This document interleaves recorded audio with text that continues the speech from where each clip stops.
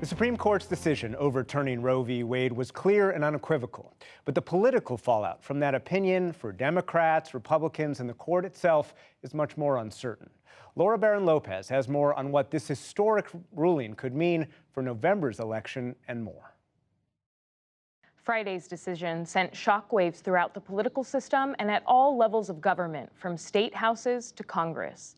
And the decision came down just as President Biden left for a 6-day trip abroad to meet with foreign allies. Joining me now to discuss all this are Tamara Keith of NPR. She joins us from Germany, where she's traveling with President Biden. And at the desk with me is Annie Linskey of The Washington Post. Amy Walter is away. Thank you both for joining us today. Annie, I want to start with you. There were protests across the country this weekend in response to the Supreme Court's decision to overturn Roe versus Wade. President Biden sees this as a potential motivator, calling on voters to elect more pro-abortion rights Democrats. Is this going to be a galvanizing midterms issue for not just Democratic voters, but also independent voters? Yeah, I mean, you're absolutely right. This weekend, as the decision, the ramifications of the decision settled in, there was just an explosion of anger and emotion, across the country. And what Democratic strategists are hoping is that that energy sort of persists at that level, because if it does, they believe that this shift in the legal landscape will motivate suburban women who have been drifting away from the party since, with various school issues during COVID, but also younger voters. They also see an opening there where younger voters who tend to sit out of midterms are really galvanized by the issue. Republicans are saying, there might be energy now, but November's a long way away. And at that, by the time we get around to the elections, gas prices and so forth will be back top of mind for voters. Tamara, you're in Germany with the president right now as he meets with fellow G7 leaders. We're so focused here on the Supreme Court and the Dobbs decision.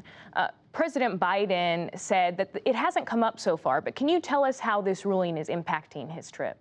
Certainly, on his way in, several of the G7 leaders weighed in and said that it was horrendous, among other things.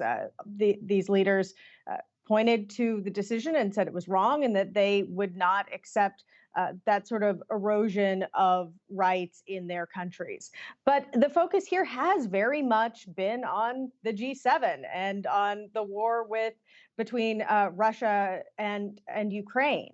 And it hasn't been focused on these domestic political issues, but the administration back at home obviously is working on this a lot. They have several events planned this week, including the HHS secretary and others talking about executive actions that they can take to, around the edges, try to preserve access either to abortion pills or the ability to travel across state lines, for instance. It's this interesting dichotomy where President Biden is, in the Alps, in this estate, very focused with these world leaders on global issues. And the domestic issues are really front of mind. And he has not answered questions from reporters in any significant way since that decision.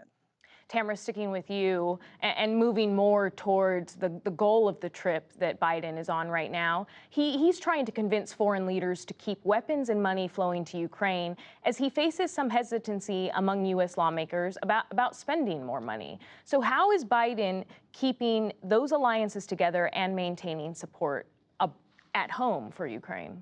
Well, certainly the Congress approved enough money earlier this year to get through several more months of providing significant aid to Ukraine. And the president will be, according to a source familiar, announcing later this week a package of military assistance that will include an air missile defense system that is something that Ukraine has been wanting. So President Biden is working with these allies, moving forward on sanctions and tariffs, and they're talking about an oil price cap, but it's a very complicated maneuver, and they don't have that sealed just yet.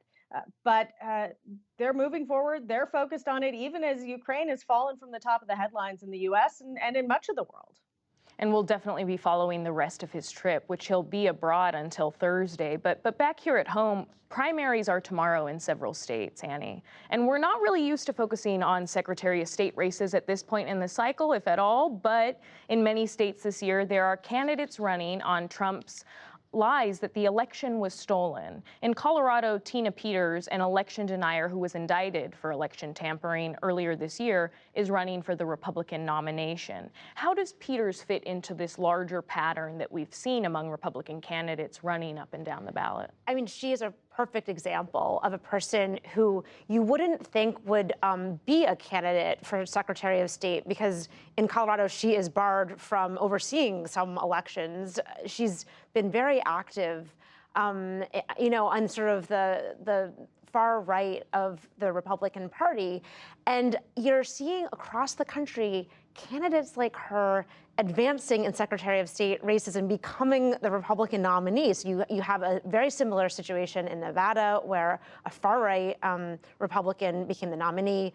Of course, in Pennsylvania, the Republican nominee for governor there, who would nominate the Secretary of State, also falls into this category. So I think it's sort of like, Colorado is going to be the next test, but the last few tests have gone the same way, which is Republican primary voters really embracing candidates who doubt, who doubt what the events of January 6th, and who question whether Joe Biden was properly elected to be president of the United States. And that is a major shift in our politics. And continuing on that subject of 2020 election denialism, Tamara, the Select Committee investigating the January 6th insurrection announced an urgent, unexpected hearing set for tomorrow. What do we know so far about tomorrow's hearing? And also, what do you think the impact of the hearings to date have been on voters? Right. They had said that they weren't planning to have another hearing until after the 4th of July. And now all of a sudden this hearing is coming up. They haven't revealed details yet. They're saying that there's new evidence and new testimony. What this committee has done again and again is must-see TV in a way. They have put on a production that in some ways plays the game that former President Trump played in terms of holding attention and this element of surprise. And every hearing has had a narrative arc.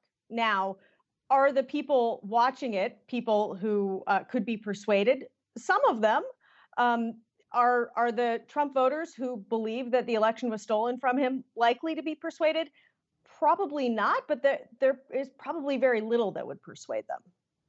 These hearings definitely have included riveting testimony and stunning email exchanges between White House officials and Republican members of Congress as they sought to stop the certification of votes. So, Annie, any final thoughts on whether these hearings are changing voters' minds?